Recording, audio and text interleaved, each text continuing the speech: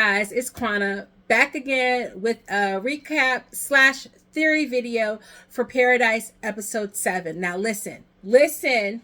Do I recognize that I left you guys on red after episode 2 and I haven't given you episodes 3 through 6? I do.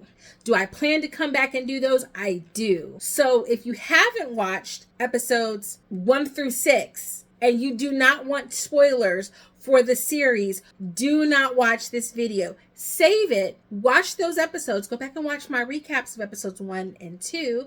By the time you watch those, I probably will go ahead and finish making episodes 3 through 6, and then you can come back to this video and then share it, because my big brain is thinking, and I think I have theories about what's going on, and I need to get them off of my chest, okay? But first and foremost, I have to say thank you to Dan Fogelman and Sterling K. Brown for giving us an amazing season of television. This is how you do a show. And do I hate that we only are going to get 8 episodes? I absolutely hate it. But if I'm not mistaken, Sterling has already announced that the show has already been renewed for season 2, possibly season 3. I'm not sure. Don't quote Quana on that. But let me talk about this episode, because this was a good episode of television, y'all. This was good. I was locked in.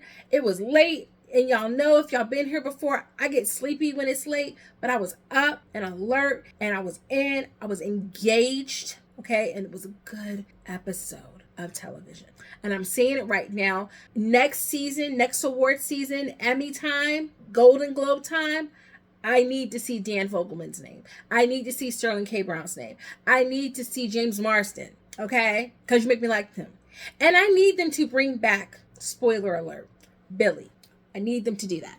Okay, so let's lock in a little bit, because this is going to be kind of a quick recap, like an overview, if you will, of what happened in this episode. I watched it yesterday. So do I remember everything verbatim in the way that I normally would? No, I don't. So do not judge me harshly on this video, because it will not be a normal style video for me, as I'm not going to be able to give you recap by recap, play by play the way that I normally would. But I have theories, and I think you want to hear them, and you want to share yours with me as well. So jump down in the comments and let's talk about this. Y'all, I'm not even centered in the camera. Wait a second. There we go. Okay, so this episode, if I'm not mistaken, was called The Day. And this goes back to the day that it all hit the fan, okay? That all the stuff went down.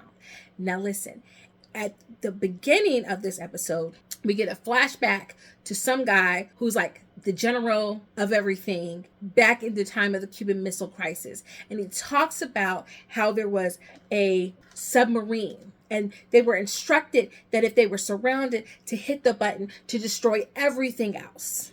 And the captain decided not to do that. And he said he was wise and he had wisdom. And that becomes a part of the episode, a key moment.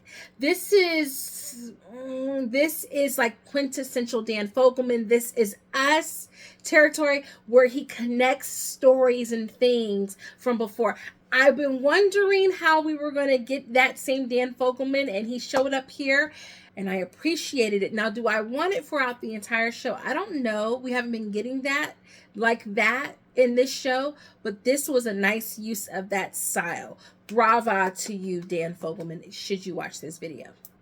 From there, we jump into present time, where Xavier has Sinatra at gunpoint, and she's trying to convince him that of what happened. And then we flash back to the day that it all happened.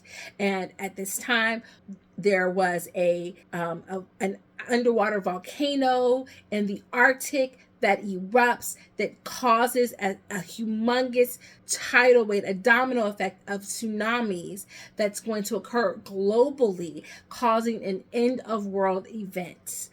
Islands are gone, Australia gone. It's just all hitting the fan at this point. And our good president, Cal Bradford, has to decide how he's going to convey this information to the American people, and how we are going to begin to get into Versailles, which means it's time to go. It's time to go to Colorado, to paradise, right? So at this point, we get to Xavier. Stuff is happening, and he is looking for his wife, who got her behind back in Atlanta. Now listen, I would like to believe that if my husband said, "Hey babe, I don't feel like I believe in the higher power, I believe in God, I believe in Jesus, I believe in divine gifts. So you got some woo-woo about me, and you tell me you know me, we are intimate, we are wedded, and you tell me you got some woo-woo about me and you think that I should stay, I'm staying. I'm staying. Like, regardless that you have access to the president of the United States and secret service things and secrets, I'm staying on that alone because you're telling me not to get on a plane. But adding all of that into it, she just should have stayed. She should have stayed. So he's worried about her. He's worried about the kids. He's like, look, long as my kids are next to the president's kid, they're okay. So he's got that kind of locked in. He's good. He's checking on them, but he knows that they're going to be okay. But the wife is still out there. And all of this stuff is happening. Everyone is afraid. And our good President Cal is afraid. And if I see the president is sweating, I'm nervous. I'm nervous. And so it's just this cacophony and this perfect storm of just suspense and thrills and anxiety and the pacing of this episode. This was a good episode of television.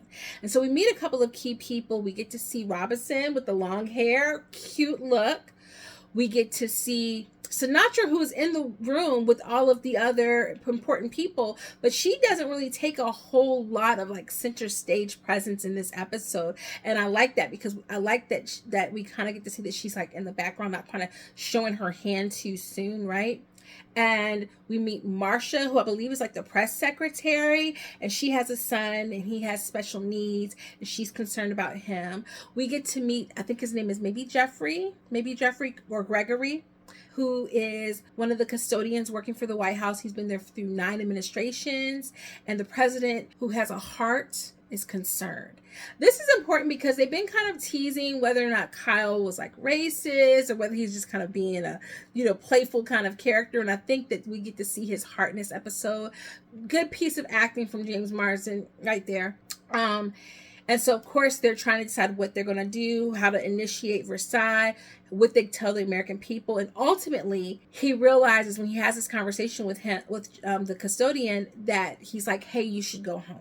Trying to give him a little winky wink, heads up. And he's like, oh no, I'm used to this. This happens all the time. I'm going to stay here and keep doing my job. I'll see my family tomorrow. And he's like, oh, this ain't right. People should be able to say goodbye to their people. So he decides to tell the American public the truth. And of course, no one is happy with this. Now, all the while, Xavier is trying to get to his wife and be like, are you on the plane back? She's not on the plane back, y'all. Because guess what? There are tsunamis that reach above 300 feet that are toppling islands and wiping out whole countries. So planes are grounded, right? So she can't go anywhere. They're trying to get her to the Air Force Base so that she can hop a ride and get to Andrews so they can get her to Colorado. It's not working out for her. Pause. Between this and The Walking Dead, all the more further confirmation I don't need to be in Atlanta. Albeit I will be there for Cowboy Carter tour, but aside from that. Anyway, back to our story at hand. So ultimately, things are moving and shaking, and they're on their way, and we get to see how all this plays out, how Xavier's wife, Terry, does not make it. All the while, we also have this character, Marcia, who's trying to secure a safe location for her son. And unfortunately, they already have their 25,000 people laid out who they are saving, and he's not on that list, and she's not on that list. And so things go bad. Everyone becomes terrified. Everyone starts attacking. It's a perfect storm of chaos.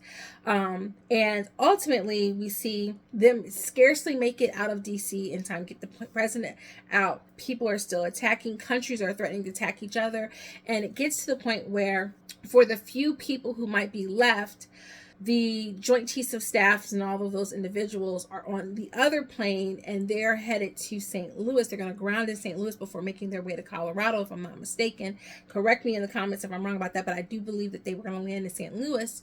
And they come and they tell the president, listen, you got the football with the code, with the control of all of the nuclear weapons and whatnot for America. And Russia and these other countries are possibly going to start attacking us for control of what may end up being left. Like they're going to try to take advantage of the situation and take out whoever they can so that they control whatever food is left and whatever power is left. And so we need you to go ahead and take out everybody so that whoever can survive, we're surviving. Ultimately, for some reason, because Cal thinks he can still trust Sinatra, he brings Sinatra in. He has the code. He decides that he's going to pull the code, but then we get the backstory, bring it back to the beginning segment about the captain who decided not to take out everyone. And he says, I have the power to release the nukes, but I also have power to detonate an EMP that's going to ground everything. And it's going to shut down everything, and it's going to set the world back 500 years, but at least the people who are left will have a fighting chance to survive versus all these nukes just going off. When we nuke everything, there's nuclear radiation, everybody is dead. But if I release the EMP, there will be hope for some people to survive. And he can't have that on his consciousness, that he is responsible for killing the rest of the world. He ultimately releases the EMP, and we see it kind of go off just in time to stop the missile from dropping on Atlanta, which is how we know, or at least how we're made to believe, that Xavier's wife, Terry, is still alive. And that also should mean that whoever made it to St. Louis, we don't know if they made it also to Colorado. I don't think that they did, because it would have grounded their plane before they could make it there. But it would ensure that whoever's on the plane is alive. That's key to my theory of what's happening. So we get back to current day with Xavier and Sinatra, and he's threatening to take her out when she drops the big bomb on him that not only is his wife still alive, and she plays a recording of her voice that had somehow managed to come across the sound waves when they released, when those 4 people went back above ground and found out that there were still survivors, but that they have his daughter, Presley, because her little fast tail didn't want to stay with the president's son like she was supposed to. And he is now stuck like Chuck. He has to give in to Sinatra's demands to try to put the world back at right, because he needs his daughter back, and he wants to also get to his wife. So that's where the episode ends. Again, just a good, solid episode of television. I mean, it was suspenseful. It was good. We got a lot of information. So what do we think this all means? Well, now we know how there happens to still be life above land, because it wasn't nuclear war, which means there wasn't nuclear radiation.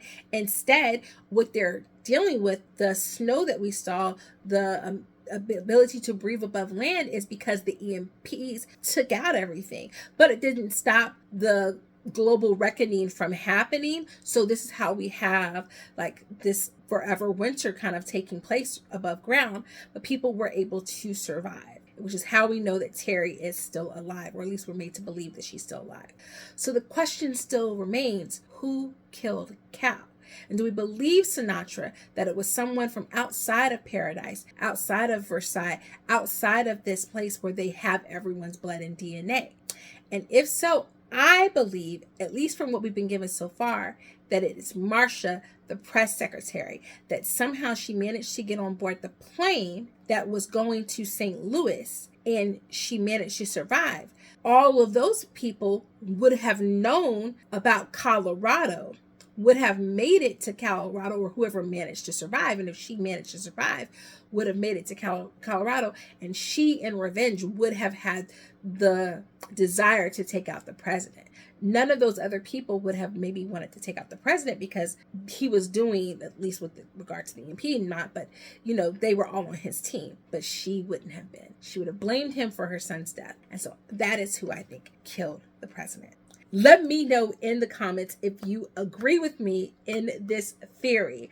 Guys, I can't tell you, it's been so long since I've watched an episode of television that made me so excited. It was so good. I'm so looking forward to next week. I may try to go live as soon as next week's episode airs. Well, either as soon as it airs, because it's probably going to drop at midnight, or I'll try to come back on Tuesday night to talk about it. But let me know all of your thoughts about this season of Paradise. I do promise to come back and do a full recap of episodes 3 through 6, because I know that you guys like when I break down some of the Easter eggs and things that I notice, so that you can kind of put together pieces of things maybe you didn't catch the first time around. So I will still drop those episodes, but I had to get this off my chest. It was so good to find another good episode of television. Let me know in the comments what you think, and I will see you guys in the next video. Until then, toodles.